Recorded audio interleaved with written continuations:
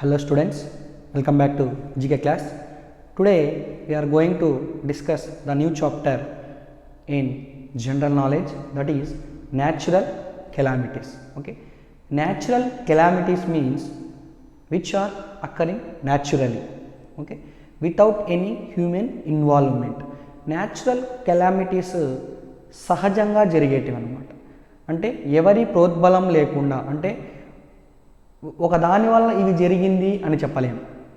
న్యాచురల్గానే because of the conditions న్యాచురల్గానే form అయ్యే వాటిని న్యాచురల్ కెలామిటీస్ అంటాం. మనం చూసుకున్నట్టయితే ఈ న్యాచురల్ కెలామిటీస్ న్యాచురల్గా జరిగేటువంటి హ్యాపెనింగ్స్. మిస్ హ్యాపెనింగ్స్ అంటే, ఇప్పుడు మిస్ హ్యాపెనింగ్ అంటే జరగకూడనిది అని అర్థం. ఓకేనా, న్యాచురల్గానే జరగకూడనివి ఏదైనా జరిగితే వాటిని న్యాచురల్ కెలామిటీస్ అంటాం. That cause great loss to the environment and human life. ఈ కెలామిటీస్ వల్ల ఏంటి నష్టము అంటే ఎన్విరాన్మెంట్కి నష్టము, అదేవిధంగా మన హ్యూమన్ లైఫ్కి కూడా చాలా నష్టం జరుగుతుంది. ఓకేనా, న్యాచురల్ కెలామిటీస్ అన్నవి న్యాచురల్గా జరిగేటువంటి ఒక హ్యాపెనింగ్స్, న్యాచురల్గా జరిగేటువంటి వాటినే న్యాచురల్ కెలామిటీస్ అంటాము. ఏవైతే ఎన్విరాన్మెంట్కి అదేవిధంగా హ్యూమన్ లైఫ్కి ఎఫెక్ట్ని కలిగిస్తాయో అలాంటి వాటిని న్యాచురల్ కెలామిటీస్ అంటాం. సార్ ఎందుకు సార్ వీటిని న్యాచురల్ అంటున్నాము అంటే చూడండి, ఇట్ ఈస్ కాల్డ్ న్యాచురల్. ఎందుకు న్యాచురల్ అంటున్నామంటే ఎందుకంటే the events, hazards and disaster happens. ఈ న్యాచురల్ కెలామిటీస్ రావడం వలన డిజాస్టర్ జరుగుతుంది, అంటే అల్లకల్లోలం సృష్టిస్తుంది. ఓకేనా, ప్రశాంతంగా ఉన్నటువంటి కండిషను ఏమైపోతుంది, అల్లకల్లోలంగా మారిపోతుంది, డిజాస్టర్ జరుగుతుంది. అదేవిధంగా హజార్డ్స్ అంటే నష్టాన్ని కలిగిస్తుంది. ఓకేనా, ఎలాగా, వితౌట్ హ్యూమన్ ఇన్వాల్వ్మెంట్. ఏ హ్యూమన్స్ వల్ల కూడా వాళ్ళ ఇన్వాల్వ్మెంట్ లేకున్నప్పటికీ సహజంగానే ఇలాంటి డిజాస్టర్స్ వస్తే వాటిని న్యాచురల్ అంటున్నాం.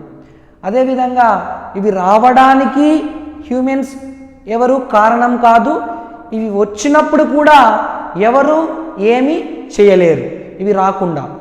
అందుకే చూడండి, humans cannot stop or control them. ఇవి హ్యూమన్స్ వల్ల వచ్చినవి కాదు, ఇవి వచ్చిన తర్వాత హ్యూమన్స్ కూడా వీటిని కంట్రోల్ చేయలేము, ఇవి రాకుండా ఏమీ కూడా చేయలేని పరిస్థితి అన్నమాట.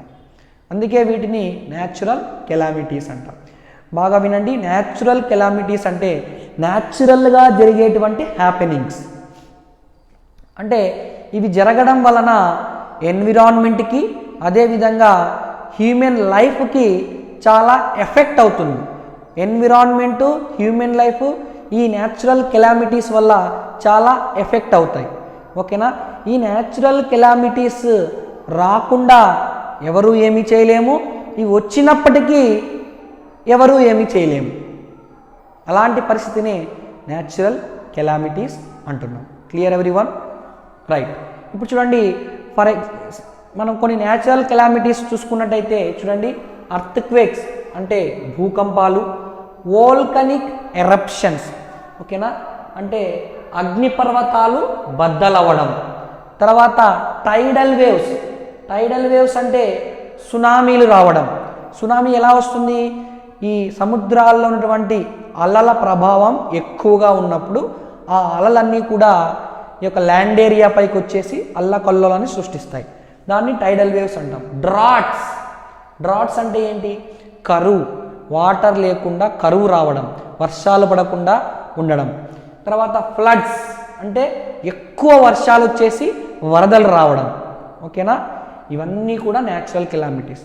అర్త్క్వేక్స్ భూకంపాలు, వోల్కనిక్ ఎరప్షన్స్ అగ్నిపర్వతాలు బద్దలవ్వడం, టైడల్ వేవ్స్ సునామీలు రావడం, డ్రాట్స్ కరువు కాటకాలు రావడం, ఫ్లడ్స్ వరదలు రావడం, ఇవన్నీ కూడా న్యాచురల్ కెలామిటీస్గా మనము చెప్పుకుంటాం. ఇందులో to be focus on hour syllabus, మనకున్నటువంటి సిలబస్ ప్రకారము అర్త్ క్వేక్స్ మోస్ట్ ఇంపార్టెంట్. ఓకేనా, అర్త్ క్వేక్స్ అండ్ ఫ్లడ్స్ ఇవి మోస్ట్ ఇంపార్టెంట్ మనకి. Okay, to be focused on syllabus. First of all earth quake అంటే ఏమో చూద్దాం. బేసిక్గా అర్త్ క్వేక్ ఎలా వస్తుందంటే, జాగ్రత్తగా వినండి. ఈ అర్త్ క్వేక్ ఎలా వస్తుందంటే, ఇన్సైడ్ ది అర్త్, మనకి అర్త్ లోపల చూసుకున్నట్టయితే ఈ యొక్క అర్త్ లోపల ఈ లేయర్స్ అనేటివి ఉంటాయి. ఓకేనా, ఆ లేయర్స్ ఏంటివి సార్ అంటే చూడండి, you have to see, observe. Earth surface is made up of number of interlocking plates of rock. Rock అంటే బండరాళ్ళు. అర్త్ లోపల మనకి ఈ రాళ్ళు ఏవైతే ఉంటాయో అవి ప్లేట్స్ లాగా ఇలాగ ఇంటర్లాక్ అయ్యి ఉంటాయన్నమాట. ఓకేనా, ఇలాగ ఇంటర్లాక్ అయ్యి ఈ అర్త్ కింద మన అర్త్ లోపలికి వెళ్తే ఈ రాక్స్ అన్నీ కూడా ఇలాగ ఇంటర్లాక్ అయ్యి ప్లేట్స్ రూపంలో ఉంటాయన్నమాట. ఓకేనా, వాటిని ఏమంటాము అంటే చూడండి, ఆ ప్లేట్స్ని ఏమంటామంటే టెక్టానిక్ ప్లేట్స్ అంటాం. ఏమంటాం నాన్న? Tectonic plates. అర్త్ లోపల, భూమి లోపల ఈ యొక్క రాక్స్ అన్నవి ఇంటర్లాక్ అయ్యి ప్లేట్స్ రూపంలో ఉంటాయి. వాటినే ఏమంటాము అంటే మనము టెక్టానిక్ ప్లేట్స్ అంటాం. ఏమంటాము? టెక్టానిక్ ప్లేట్స్ అంటాం. ఈ టెక్టానిక్ ప్లేట్స్ అన్నవి ఈ భూమి లోపల మనకి క్రస్ట్, మ్యాంటిల్, కోరు అనే 3 లేయర్స్ ఉంటాయి అని మన ప్రీవియస్ క్లాసెస్లో చెప్పుకున్నాం అన్నమాట. ఈ క్రస్ట్లో ఎక్కువగా రాక్ అంతా కూడా సాలిడ్ రాక్ పోర్షన్ అంతా ఈ క్రస్ట్లో ఉంటుంది. ఇంకాస్త లోపలికి వెళితే మనకి మ్యాంటిల్లో తర్వాత ఏముంటుందంటే మోల్టెన్ రాక్ అనేది ఉంటుంది. అంటే ఈ రాక్ అన్నది లోపల ఉన్నటువంటి హీట్, ప్రెజర్ వల్ల ఈ రాక్ అన్నది కాలుతూ ఉన్నటువంటి ముద్దల రూపంలో ఉంటుందన్నమాట. ఓకేనా, ఎప్పుడైతే ఉడుకుతూ ఉంటుందన్నమాట, భూమి లోపల మనకి ఉడుకుతూ ఉంటుంది, అంటే చాలా వేడి అనేది ఉంటుంది. ఆ వేడి అన్నది పైకి వచ్చినప్పుడే మనకి ఈ అగ్నిపర్వతాలు బద్దలవ్వడం జరుగుతూ ఉంటాయి. అగ్నిపర్వతాలు బద్దలయ్యి బయటకు వచ్చినప్పుడు మనం ఆ లిక్విడ్ కనుక చూసినట్టయితే అది జిగటగా చాలా వేడిగా ఉన్నటువంటిది బయటకు వస్తూ ఉంటుందన్నమాట. లోపల అలా ఉండడం వలన ఫస్ట్ క్రస్ట్లో ఏమున్నాయి? ప్లేట్స్ ఉన్నాయి, రాక్స్ ఉన్నాయి. దాని కింద మరీ ఏమున్నాయి అంటే ఈ యొక్క మోల్టెన్ రాక్ ఉందన్నమాట. ఇప్పుడు మనము ఒక వాటర్ పైన ఏదన్నా ఒక మెటీరియల్ పెడితే వాటర్ కదిలినప్పుడు ఆ దానిపైన ఉన్న మెటీరియల్ కూడా కదులుతుందా లేదా? అలాగనే ఈ క్రస్ట్లో ఉన్నటువంటి సాలిడ్ రాక్స్ కింద మోల్టెన్ రాక్ ఉంది కాబట్టి అది కదులుతూ ఉన్నప్పుడు అప్పుడప్పుడు ఈ పైన ఉన్నటువంటి లేయర్స్ కూడా అలా కదులుతూ షేక్ అవుతూ ఉంటాయి అన్నమాట. అలా షేక్ అయినప్పుడు ఆ భూమి అన్నది కదిలి అలా భ్రమించినప్పుడు, భూభ్రమణం జరిగి ఏం జరుగుతుంది అంటే వెన్ దీస్ ప్లేట్స్ కొలైడ్, పైన ఉన్నటువంటి ప్లేట్స్ గుద్దుకోవడం జరుగుతుంది అన్నమాట. ఎందుకంటే దాని కింద లిక్విడ్ ఉంది, ఫ్లూయిడ్ ఉంది, అంటే మండుతూ ఉన్నటువంటి రాక్ మెటీరియల్ అంతా కూడా ఈ యొక్క లిక్విడ్ రూపంలో మోల్టెన్ రాక్ రూపంలో ఉంది. ఆ మోల్టెన్ రాక్ రూపంలో ఉన్నటువంటి ఈ యొక్క లిక్విడ్ కదులుతూ ఉన్నప్పుడు ఈ యొక్క ప్లేట్స్ ఏవైతే ఇంటర్లాకింగ్గా ఉన్నాయో అవి కొలిజన్ అనేది జరుగుతుంది, అంటే గుద్దుకోవడం జరుగుతుంది అనమాట. అలా గుద్దుకున్నప్పుడు ఈ భూమి అన్నది షేక్ అవుతుంది అనమాట. ఎక్కడైతే ఆ ప్లేట్స్ కొల్లాయిడ్ అవుతాయో, ఓకేనా, ఎక్కడైతే ఆ ప్లేట్స్ ఇలాగ కొలిజన్కి గురవుతాయో ఆ పాయింట్ ఆఫ్ కొలిజన్ని మనం ఏమంటాము అంటే ఫోకస్ అంటాము. ఏమంటాము? ఫోకస్ అంటాం అనమాట. ఎప్పుడైతే ఒక పాయింట్ వద్ద ఈ యొక్క ఫోకస్ వద్ద ఈ వైబ్రేషన్స్ అనేటివి స్టార్ట్ అవుతాయో ఆ వైబ్రేషన్స్ అలాగ సర్ఫేస్ వరకు వెళ్తాయి అన్నమాట. ఈ ఫోకస్ పైన ఎగ్జాక్ట్గా సర్ఫేస్ పైన ఈ ఫోకస్కి అర్త్ సర్ఫేస్ వరకు ఈ వైబ్రేషన్స్ అనేటివి ట్రావెల్ అవుతాయి అన్నమాట. మనం ఎలాగైతే ఒక బావిలోకి ఒక చిన్న రాయి వేసినప్పుడు దాని చుట్టూ వేవ్స్ ఎలాగైతే మనకి సర్కిల్స్ రూపంలో కనబడతాయో ఆ వేసిన రాయి నుండి సర్ఫేస్ వైపుకి వెళుతాయి. మనం ఒక బావిలోకి ఒక రాయి వేసినప్పుడు ఆ పాయింట్ నుంచి ఇలాగ వేవ్స్ అన్నీ కూడా ఇలాగ వెళ్తాయి కదా నాన్న, మీరు అబ్జర్వ్ చేస్తే. అలాగా ఈ ఫోకస్ అనే పాయింట్ వద్ద ఎక్కడైతే ఈ భూమి లోపల ఆ ఫోకస్ అనే పాయింట్ దగ్గర వైబ్రేషన్స్ అనేటివి స్టార్ట్ అవుతాయో ఆ వైబ్రేషన్స్ కూడా ఆ పాయింట్ నుంచి ఇలా అర్త్ సర్ఫేస్ వరకు వస్తాయి. ఎక్కడైతే అర్త్ సర్ఫేస్ వద్ద ఈ యొక్క వైబ్రేషన్స్ అనేటివి టచ్ అవుతాయో ఎగ్జాక్ట్గా ఆ పాయింట్ నుండి ఉన్నటువంటి ఆ అర్త్ సర్ఫేస్ పాయింట్ని మనం ఏమంటామంటే చూడండి, surface of the earth above the focus is called ఎపీ centre అంటాం. ఏమంటాము? ఎపీ సెంటర్ అంటాం. Clear everyone? ఏమంటాము? ఎపీ సెంటర్ అంటాం. ఈ అర్త్ క్వేక్ అన్నది ఈ విధంగా వస్తుంది. లోపల ఆ వైబ్రేషన్ వద్ద ఎక్కువగా మనకి ఇంపాక్ట్ ఉండదు, కానీ ఎప్పుడైతే ఆ వైబ్రేషన్ సర్ఫేస్ పైకి వస్తాయో అప్పుడు మనకి అర్త్ క్వేక్ అన్నది చాలా ఎఫెక్ట్ అవుతుంది అనమాట. ఈ అర్త్ క్వేక్ యొక్క ఎఫెక్ట్ ఎక్కువగా ఎక్కడ ఉంటుందంటే ఎపీ సెంటర్ దగ్గర ఉంటుంది. చూడండి, మీరు బాగా అబ్జర్వ్ చేయండి. See here, all of you carefully listen here. ఇది అర్త్ అనుకుందాం. ఫర్ ఎగ్జాంపుల్ ఇది అర్త్ అనుకున్నట్టయితే అర్త్ లోపల మనకి క్రస్ట్ ఉంటుంది, ఓకేనా, మ్యాంటిల్ ఉంటుంది, కోర్ ఉంటుంది, 3 లేయర్స్ ఉంటాయి. ఈ క్రస్ట్లో మనకి సాలిడ్ రాక్స్ అన్నీ ఉంటాయి. అంటే ఇదంతా రాక్స్ ఉన్నటువంటి ప్రాంతం. చుట్టూ ఉన్నటువంటి ఫస్ట్ లేయర్ అంతా కూడా ఏమున్నాయి? రాక్స్ ఉన్నాయి అన్న, ఓకేనా. తర్వాత మ్యాంటిల్లో యొక్క మోల్టెన్ మెటీరియల్ అంతా ఉంటుంది. అంటే బాగా వేడి రాక్ అంతా వేడికి కరిగిపోయి లిక్విడ్ రూపంలో ఉంటుందన్నమాట. ఎక్కడ? సెకండ్ లేయర్లో, ఓకేనా. ఈ సెకండ్ లేయర్లో మోల్టెన్ రాక్ రూపంలో ఉంటుంది.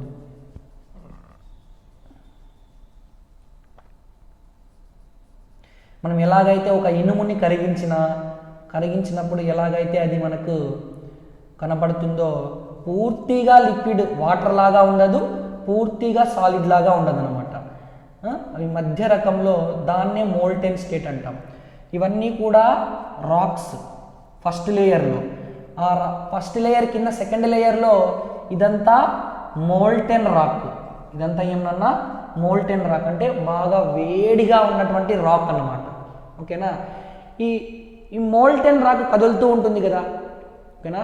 సాలిడ్ పోర్షను కదలదు, కానీ దాని కింద ఉన్నటువంటి ఈ మోల్టెన్ రాక్ కదులుతూ ఉంటుంది. ఎప్పుడైతే చూడండి ఈ మోల్టెన్ రాక్ వల్ల, ఈ కింద ఉన్నటువంటి మోల్టెన్ రాక్ వల్ల ఈ పైన ఉన్నటువంటి ఈ యొక్క సాలిడ్ రాక్స్, ప్లేట్స్ రూపంలో ఉన్నటువంటి సాలిడ్ రాక్స్ ఎప్పుడన్నా ఒకసారి ఇలాగ షేక్ అవుతాయి అన్నమాట. ఎందుకంటే ఇది లిక్విడ్ కదా, లిక్విడ్ పైన ఉన్నటువంటి రాక్ ఇది కదిలితే ఆటోమేటిక్గా ఇది కూడా కదులుతుంది కదా. వాటర్ కదులుతూ ఉంటుంది నాన్న. వాటర్ పైన నువ్వు ఏదైనా రాయి పెట్టావు, సపోజ్ ఫర్ ఎగ్జాంపుల్ ఏదైనా సపోజ్ వాటర్లోకి ఒక పేపర్ వేసినావు, వాటర్ కదిలే కొద్దీ ఆ పేపర్ కూడా కదులుతుందా లేదా? అలాగనే ఈ కదులుతూ ఉన్నటువంటి మోల్టెన్ రాక్ పైన ఉన్నటువంటి సాలిడ్ రాక్ కూడా అప్పుడప్పుడు కదులుతూ, అలా కదిలినప్పుడు ఈ 2 రాక్స్ ఇట్లా కొలిజన్ అవుతాయి అనమాట. కొలిజన్ అయినప్పుడు ఏదో ఒక పాయింట్ వద్ద వైబ్రేషన్స్ అనేటివి స్టార్ట్ అవుతాయి. ఇలాగా వైబ్రేషన్స్ అనేటివి స్టార్ట్ అవుతాయి. ఆ పాయింట్ని ఫోకస్ అంటాము. ఏమంటాము? ఫోకస్ అంటాము. ఎక్కడైతే వైబ్రేషన్ స్టార్ట్ అవుతుందో ఆ పాయింట్ని ఫోకస్ అంటాము. ఈ ఫోకస్ నుంచి కూడా మనం చూసుకున్నట్టయితే ఇప్పుడు అర్త్లో ఏదో ఒక పాయింట్ వద్ద మనకి ఫోకస్ అనేది ఏర్పడింది, అంటే వైబ్రేషన్స్, ఓకేనా. ఇప్పుడు చూడండి ఈ వైబ్రేషన్స్ అనేవి ఇలా వస్తాయి కదా. ఇలా వచ్చినప్పుడు చూడండి ఏ పాయింట్ ఈ వైబ్రేషను భూమికి తగలదు, ఈ వైబ్రేషను భూమికి తగలదు, ఇది భూమికి సర్ఫేస్ పైన తగులుతూ ఉంది చూడండి. ఎగ్జాక్ట్గా దీనిపైన ఇలా వస్తే ఇది తగులుతూ ఉంది.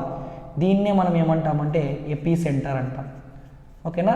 ఇలా ఇది భూమికి టచ్ అయినప్పుడు ఆటోమేటిక్గా ఈ భూమి ఇలాగా క్రాక్ అవుతుంది, భూమి ఇట్లాగా డివైడ్ అవుతుంది. అప్పుడు ఈ పైన సర్ఫేస్ పైన ఉన్నటువంటి బిల్డింగ్స్ అన్నీ కూడా కదలడం వలన కింద పడిపోతాయి, ఈ లోపల పడిపోతాయి. ఇది మనకు ప్రాక్టికల్గా అర్త్క్వేక్ ఎలా వస్తుంది అని. Clear everyone? ఎక్కువ అర్త్క్వేక్ ఎక్కడ ఎఫెక్ట్ చూపిస్తుంది అంటే ఈ ఎపీ సెంటర్ వద్ద చూపిస్తుంది. ఎక్కడ చూపిస్తుంది? ఎపి సెంటర్ వద్ద. ఓకేనా? This is about earth quake. మేజర్గా ఈ ఇంకొకటి ఇక్కడ చూడండి, అర్త్ క్వేక్ వల్ల huge masses of rock moves beneath the earth surface. అంటే అర్త్ సర్ఫేస్ కింద ఉన్నటువంటి రాక్స్ ఏమవుతాయంట? మూవ్ అవుతాయంట. మూవ్ అవ్వడం వలన షేక్ ద గ్రౌండ్. గ్రౌండ్ అన్నది పైన ఉన్న గ్రౌండ్ ఏమవుతుంది? షేక్ అవుతుంది. ఓకేనా? అలా షేక్ అయినప్పుడు అర్త్ క్వేక్ అన్నది ఫామ్ అవుతుంది. అర్త్ క్వేక్ ఎక్కడైనా రావచ్చు, అరౌండ్ ది వరల్డ్, ప్రపంచంలో ఎక్కడైనా రావచ్చు. ఎందుకంటే అర్త్ మొత్తం రాక్స్ ఉన్నాయి కదా, అవి ఎక్కడైనా షేక్ అవ్వచ్చు. తర్వాత it is caused by sudden and violent movements within the earth. సడన్గా అర్త్ లోపల ఏమన్నా మూమెంట్స్ వచ్చినప్పుడు ఇలా అర్త్ క్వేక్స్ అనేటివి వస్తూ ఉంటాయి. ప్రాక్టికల్గా మనం చూసుకున్నట్టయితే ఎలాగ ఫామ్ అవుతాయి, ఎలాగ అంటే అర్త్ సర్ఫేస్లో మనకి ప్లేట్స్ అనేటివి ఇంటర్లాకింగ్ ప్యాటర్న్స్లో ఉంటాయి. ఎప్పుడైతే ఆ లేయర్ కింద ఉన్నటువంటి ఈ మోల్టెన్ రాక్ అంతా కూడా కదిలినప్పుడు పైన ఉన్నటువంటి రాక్స్ కూడా అప్పుడే ఎప్పుడన్నా ఒకసారి అట్లాగా వైబ్రేషన్కి గురవుతుంటాయి. అలా వైబ్రేషన్ అనేది స్టార్ట్ అయినప్పుడు ఒక పాయింట్ వద్ద వైబ్రేషన్ స్టార్ట్ అవుతాయి. ఆ పాయింట్ని ఫోకస్ అంటాము. ఎగ్జాక్ట్గా ఆ ఫోకస్ నుండి అర్త్ సర్ఫేస్ పైకి ఎక్కడైతే ఆ వైబ్రేషన్ టచ్ అవుతుందో దాన్ని ఎపి సెంటర్ అంటాము. ఆ ఎపి సెంటర్ దగ్గర అర్త్ క్వేక్ యొక్క ఎఫెక్ట్ చాలా ఎక్కువగా ఉంటుంది. అక్కడ క్రాక్స్ అనేవి ఫామ్ అవుతాయి. అలా క్రాక్స్ ఫామ్ అయినప్పుడే ఈ యొక్క డిజాస్టర్ అనేది జరుగుతాయి అన్నమాట. Okay, this is about earthquake. We will see continuation of this topic in the next class. ఇంకా మనం ఇన్ డీటెయిల్డ్గా నెక్స్ట్ క్లాస్లో చెప్పుకుందాం.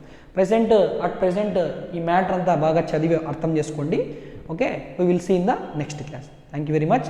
Have a nice day. Take care.